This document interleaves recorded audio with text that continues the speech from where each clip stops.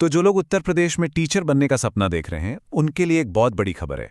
UP TET 2026 का official notification आ गया है और अगले कुछ मिनटों में हम इसकी हर ज़रूरी डिटेल को बिल्कुल आसान भाषा में समझने वाले हैं। तो ये जो स्क्रीन पर दिख रहा है, ये है ऑफिशियल नोटिफिकेशन। मतलब जो भी बात हम करेंगे वो सीधे इसी डॉक्यूमेंट से ली गई है ताकि आपको मिले सबसे सटीक और भरोसेमंद जानकारी। तो चलिए सबसे पहले और सबसे बेसिक सवाल से शुरू करते हैं। आखिर ये यूपी टेट एग्जाम है क्या और टीचर बनने के लिए ये इतना ज़रूरी क्यों है? देखिए, इसे ऐसे समझिए कि उत्तर प्रदेश में सरकारी टीचर बनने के लिए ये पहली और सबसे ज़रूरी सीढ़ी है। इस एग्ज़ाम को क्लियर किए बिना कोई भी गवर्नमेंट स्कूल में टीचिंग जॉब्स के लिए अप्लाई तक नहीं कर सकता। तो ये एक तरह का एंट्री टिकट है। चलिए, अब आते हैं उस हिस्से पर जिसका सबको बेसब्री से इंतजार रहता है, यानी कि इम्पॉर्टेंट डेट्स। इन तारीखों पर खास ध्यान देना होगा। ऑनलाइन रजिस्ट्रेशन 27 मार्च से शुरू हो रहे हैं और इसकी लास्ट डेट 26 अप्रैल। एडमिट कार्ड 30 जून को आ जाएंगे और एग्जाम जुलाई के पहले हफ्ते में ही है। बेहतर होगा इन डेट्स को अभी कहीं नोट कर लें। ठीक है, अब उस सवाल पर आते हैं जो सबसे ज्यादा पूछा जाता है कि भाई ये एग्जाम दे कौन सकता है। चलिए, एलिजिबिलिटी की इस गुत्थी को सुलझाते हैं, क्योंकि अक्सर सबसे ज्यादा कंफ्यूजन इसी को लेकर होता है। यहाँ एलिजिबिलिटी को 2 लेवल्स में बांटा गया है।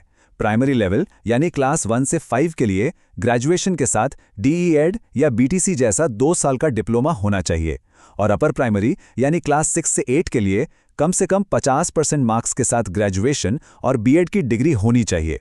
और हाँ, सबसे अच्छी खबर यह है कि जो लोग इन कोर्सेज के फाइनल ईयर में हैं वो भी अप्लाई कर सकते हैं।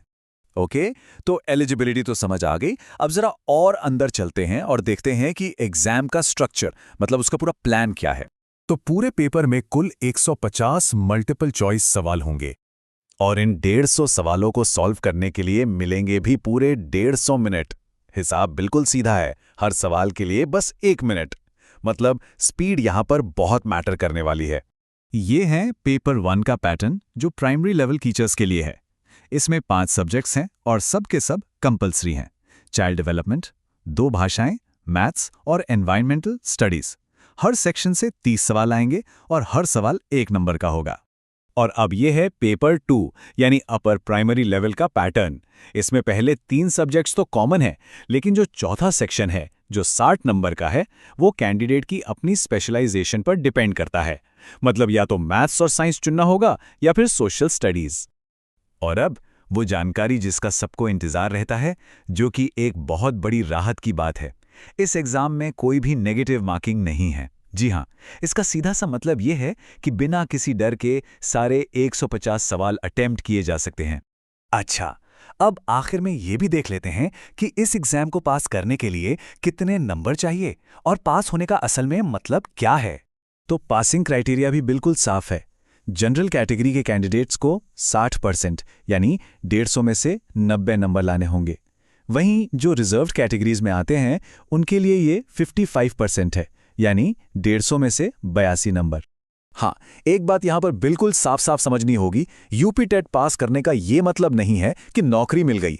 इसका मतलब ये है कि अब कोई भी कैंडिडेट टीचर की वैकेंसी के लिए अप्लाई करने के लिए एलिजिबल हो गया है। ये एक क्वालिफिकेशन है, जॉब लेटर नहीं। और अब इस नोटिफिकेशन का शायद सबसे बड़ा और सबसे जबरदस्त अपडेट, यूपी टेट का सर्टिफिकेट अब से लाइफ टाइम के लिए वैलिड होगा। जी हां, आजीवन। मतलब एक बार एग्जाम क्लियर कर लिया तो फिर दोबारा देने की टेंशन हमेशा के लिए खत्म।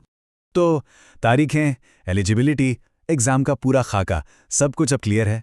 अब सवाल बस इतना सा है कि अपनी टीचर बनने की यात्रा के इस पहले और सबसे जरूरी पड़ाव के लिए क्या सब तैयार हैं?